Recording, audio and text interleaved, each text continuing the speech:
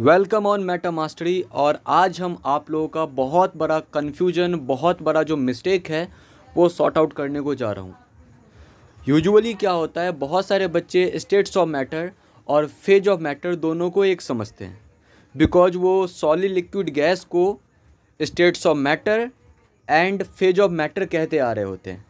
और ये सही भी है कि solid liquid and gas phase of matter भी है और स्टेट्स ऑफ मैटर भी है। अगर कोई क्वेश्चन करता है how many states of matter are there, तो जनरली हम बोल देते हैं मेनली 3 स्टेट होता है, सॉलिड लिक्विड एंड गैस। वैसे आगे प्लाज्मा, बॉस, आइंस्टाइन कंडेंसेट भी होता है, बट मेनली हम लोग 3 बताते हैं। और ऐसा फेज के साथ भी होता है, but in reality phase and states both are different. Phase का मतलब क्या होता है और स्टेट से ये कैसे डिफरेंस है।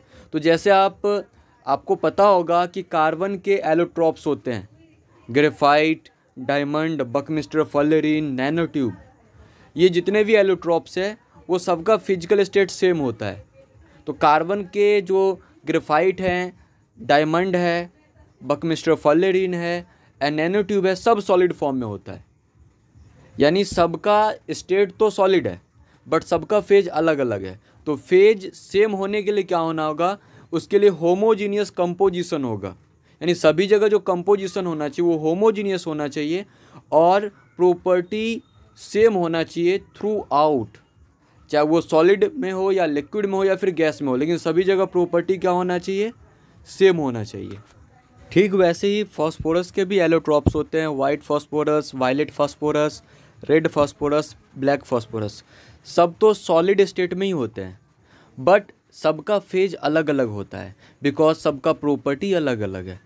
बिकॉज सबका मेल्टिंग पॉइंट जब पता करेंगे, सबका बॉइलिंग पॉइंट पता करेंगे, तो मेल्टिंग पॉइंट बॉइलिंग पॉइंट में डिफरेंस आएगा। और melting point boiling point difference है मतलब वहाँ पे प्रॉपर्टी अलग है। सेम एज आपको पता होगा ग्रेफाइट और डायमंड का मेल्टिंग पॉइंट, उसका जो डेंसिटी होता है, उसका जो स्ट्रेंथ होता है, अलग अलग होता है।